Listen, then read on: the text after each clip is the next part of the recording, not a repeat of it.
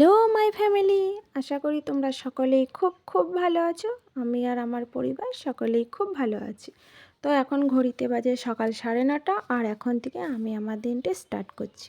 Video শুরু করার প্রথমে তোমাদের সবাইকে একটা কথা বলে দিই, এটা আমার চ্যানেলের প্রথম ভিডিও। এর আগে আমি কোনো দিনও সোশ্যাল মিডিয়াতে কোনো ভিডিও আপলোড করিনি, তাই ভুল ত্রুটি হতেই পারে। তোমরা প্লিজ একটু অ্যাডজাস্ট করে নিও আর আমার পাশে থেকো। তোমাদের সকলকে আরও একবার জানাই আমার চ্যানেলে ওয়েলকাম। তোমরা প্লিজ প্লিজ আমার সাথে থেকো, আমার পাশে থেকো, আর আমার চ্যানেলটিকে সাবস্ক্রাইব করে দিও। আমার দৈনন্দিন জীবনে আমি কী কী কাজকর্ম করি না করি সবটাই তোমাদের সাথে শেয়ার করব। তোমরা প্লিজ আমার পাশে থেকো, আশা করি তোমাদের খুব ভালো লাগবে। আর আমি চেষ্টা করব তোমাদের আরও ভালো ভালো ভিডিও দেওয়ার। তোমরা আমার পাশে থেকো, কেউ স্কিপ না করে আমার ভিডিওটি দেখতে থেকো। আমার দৈনন্দিন জীবনে সকাল থেকে সন্ধে অবধি কী কী কাজকর্ম করি না করি, কোথায় যাই, সবটাই তোমাদের সাথে আমি শেয়ার করব।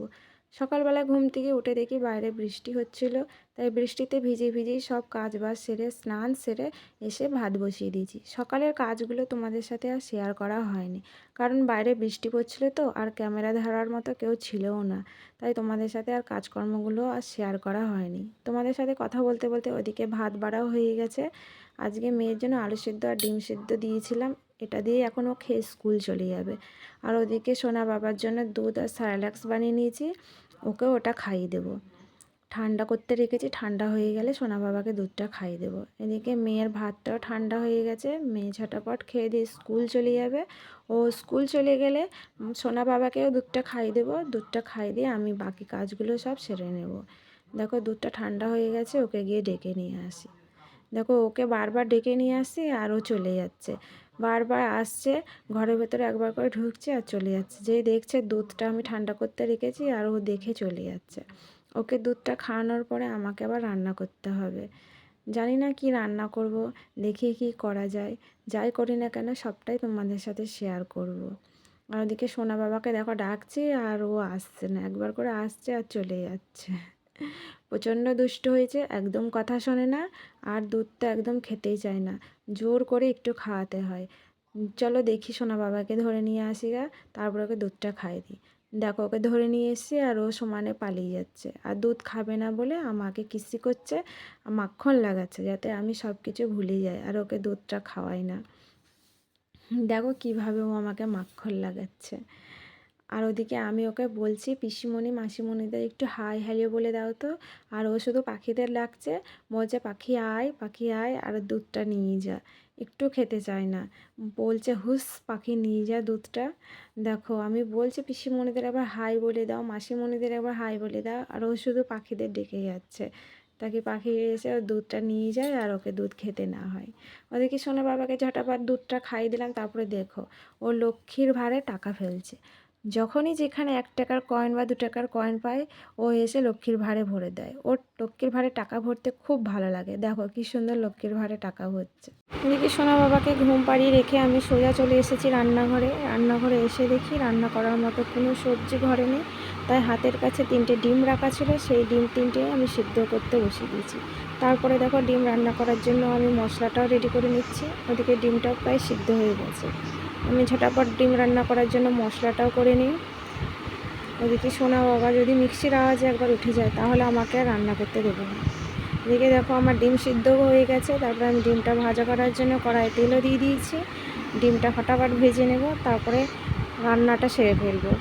আজকে প্রচুর লেট হয়ে গেছে, প্রায় 12:30 নাগাদ বাজে। সকালবেলায় বৃষ্টি হওয়ার কারণে আমি কোনো কাজবাজ করতে পারিনি, তাই কাজবাজ করতে করতে একটু লেট হয়ে গেছে। এদিকে মেয়ে স্কুল থেকে আসারও সময় হয়ে গেছে, তাই ঝটাপট রান্নাটা করছি। সোনা বাবা উঠে গেলে আমাকে একদম রান্না করতে দেবে না, ও বেশিক্ষণ ঘুমায় না, ওই জোর হলে আধা ঘন্টা কি 1 ঘন্টা ঘুমায়। দেখো আমার ডিমটাও ভাজা হয়ে গেছে, তারপরে আমি পেঁয়াজ টমেটো দিয়ে দিলাম। পেঁয়াজ টমেটোটা ভাজা হয়ে গেলে মশলাটা দিয়ে দেবো। আজকে তোমাদের সঙ্গে রান্নার সেরকম ভিডিও কিছু আমি শেয়ার করতে পারলাম না, কারণ আজকে বললাম না যে একটু দেরি হয়ে গেছে আমার। অন্য একটি ভিডিওতে তোমাদের সাথে আমার রান্নার ভিডিও অবশ্যই শেয়ার করব। এদিকে দেখো আমার পেঁয়াজ আর টমেটোটাও ভাজা হয়ে গেছে। পেঁয়াজ আর টমেটোটা ভাজা হয়ে গেলে আমি মশলাটা দিয়ে দেবো। আজকে বেশি কিছু রান্না করব না, তাই তোমাদের সাথে আর সেরকম কিছু শেয়ার করলাম না। দেখো আমার রান্না প্রায় হয়ে এসেছে, মশলাটা কষানো প্রায় হয়েই গেছে আমার। এরকম আমার রান্না বান্না হয়ে গেছে। আর আমি কী কী রান্না করলাম চলো তোমাদের একবার দেখিয়ে দিই।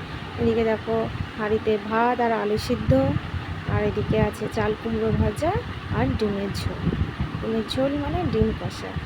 চলো তোমাদের সাথে সব। তুমি কি করছো? তুমি কি করছো? খেলা করছো?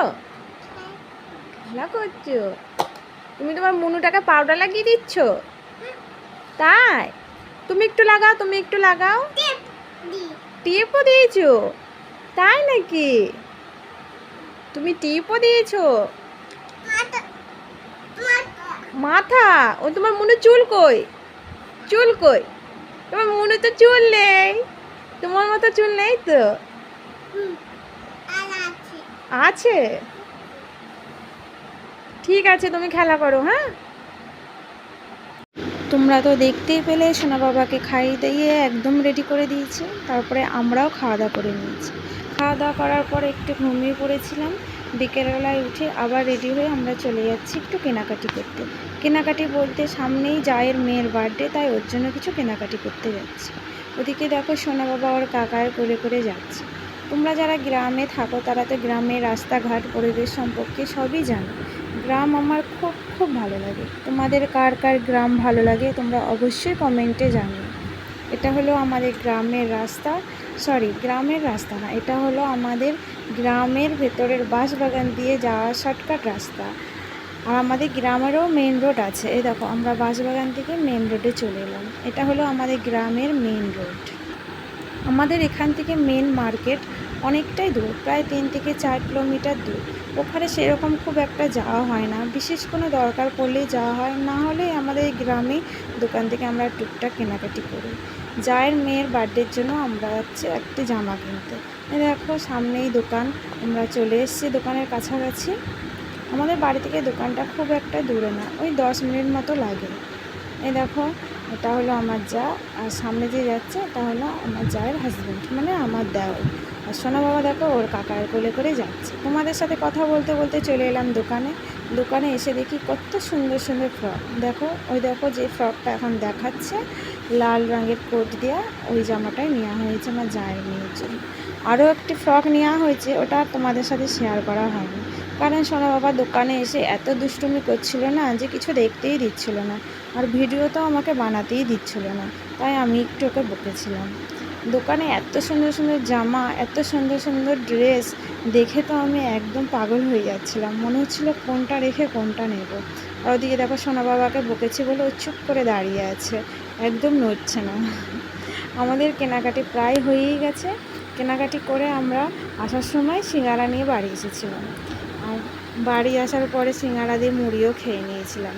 তোমাদের সাথে সেরকম বেশি কিছু আজকে আর শেয়ার করা হলো না, কারণ এখানে বৃষ্টি হওয়ার কারণে না সন্ধ্যেবেলায় কারেন্ট চলে গেছিলো, এর জন্য সেরকম কিছু তোমাদের আর দেখাতে পারলাম না। আজকের ভিডিওটা এই পর্যন্তই। তোমরা প্লিজ আমার সাথে থেকো, আমার পাশে থেকো, আর আমার চ্যানেলটিকে সাবস্ক্রাইব করে দিও। আজকের ভিডিওটা এই পর্যন্তই, আবার তোমাদের সাথে দেখা হবে নতুন একটি ভিডিওর সাথে। ততক্ষণ টাটা, বাই বাই, ভালো থেকো সবাই।